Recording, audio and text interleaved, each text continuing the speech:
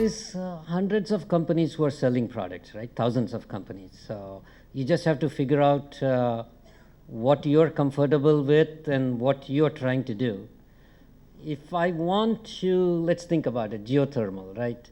I'll give you a number, $1.50 a square foot for heating and cooling if I sold them conditioned air. If I did about 40 million square feet, that will give me a revenue of $60 million. With my technology, I'll probably make $20 million. If I get a PE of 30 or 40, that will put a $800 million valuation. If I were to sell product for the same amount of valuation, I have to sell thousands of pieces of equipment, which I don't have the manufacturing capability to do it, which would mean that I have to go raise money, get myself diluted. So you just have to figure out which way will work better, what you're comfortable with. For me, if I get a contract for 10 years, I'm set. And even if it is only 100,000 square feet, I have to get only 400, still 400 is a lot. I have to get 400 customers to get me to 40 million square feet. And I think if I get Walmart as a customer, I'll get 40 million square feet like this. So, and that's all I'm looking at, is to build this company for 5 to 7 years and sell it and move on.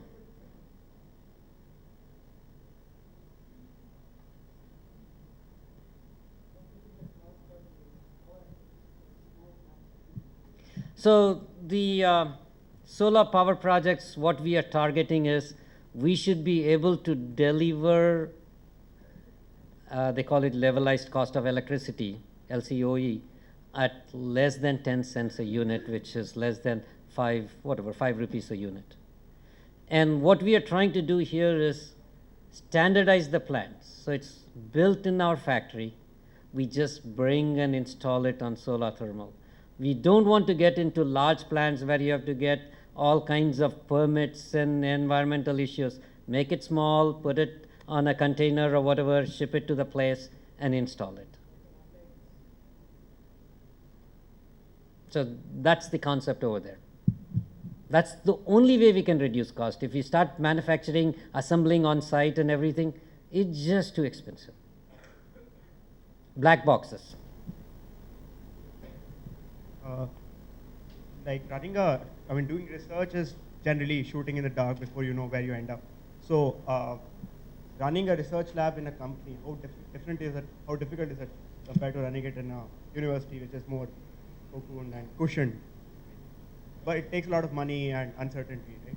How difficult? We were talking earlier, I think the best life in the world is being a professor. So if you're doing R&D at a university, I think it's easy. You don't have to deliver anything. I'm sorry, I didn't mean that. It's a lot tougher in a small company. In a large company, it's very similar to a university. But in a company, it's a lot tougher because, in a way, you're looking, it's your money. You're spending it. You better be careful. Make sure you have the right product. Have we made a lot of mistakes? Yes, we have made a lot of mistakes. We did biofuels, we did nanoparticles, but that's part of life. You're going to lose some, win some. Hopefully you're smart enough that you'll make less mistakes and you'll have more wins. If you have more mistakes and less wins, then you shouldn't start a company. So how is the market for this? And as per, I have a little knowledge about that. It costs lesser than whatever cooling technology is available right now. Any information that you get on the internet is biased. Not on the internet, from the papers. It's not, I do know, I'm not going to say I'm an expert on it, but in general it's biased. By the time you implement it and you make it happen, nobody knows what the real cost is. So we just have to wait and see when the product is fully mature, what the cost is.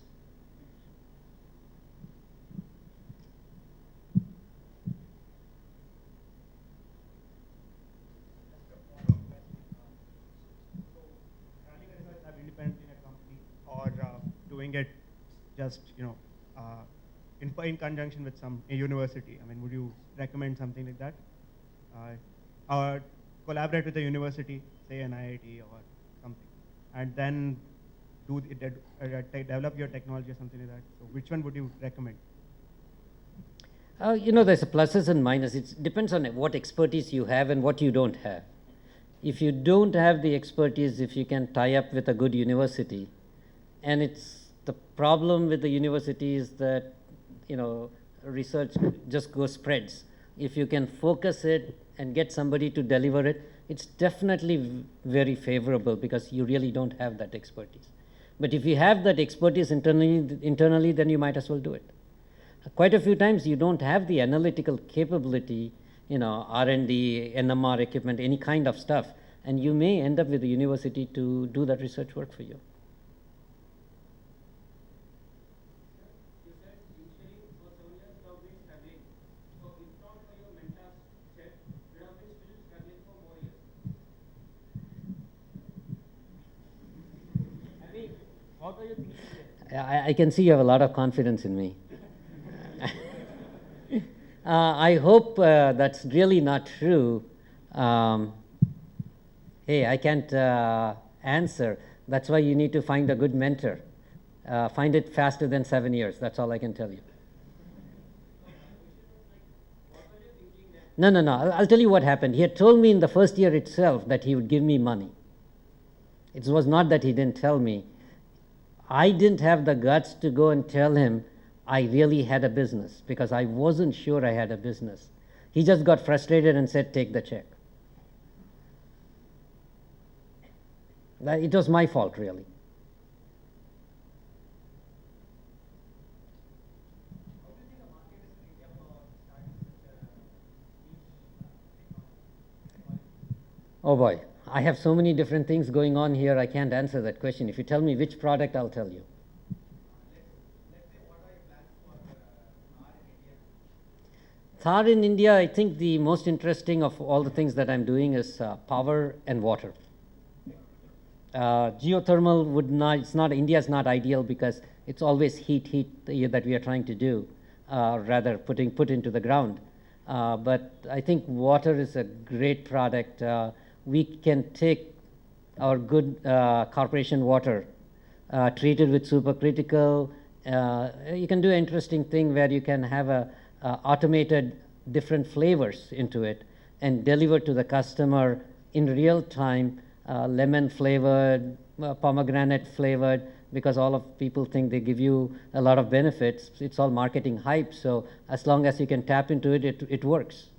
But also on the scale of being able to go to a village which doesn't have any water, or they have a lot of brackish water, you can turn this into a very nice social experiment where you can give them water where they didn't have water. So I think water has great potential in India.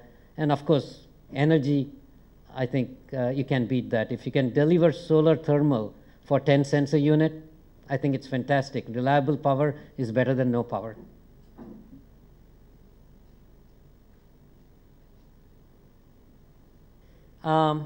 If you can find a mentor, as soon as you graduate, start a company. Because you're struggling. It's a lot easier to struggle when you're not married, when you don't have kids. All of those wonderful things.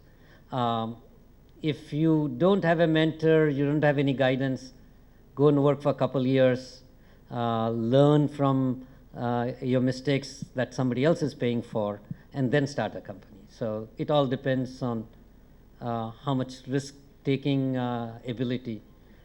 I knew a long time ago that I was going to start a company. I just didn't think I was going to do it in the US. I knew I was going to do it in India. It just fate had that I had to do it over there. So how many people are going to go start a company now? 2, 3, 4, that's it, huh? I guess I must have scared you more than anything else here. I thought all of you guys going to say we are quitting tomorrow IIT and starting a company. Thank Lalit again for his wonderful talk. Thank you, guys. Good luck to all of you. And we have a memento. I'll ask his batchmate, Vasant. Chopi to give him the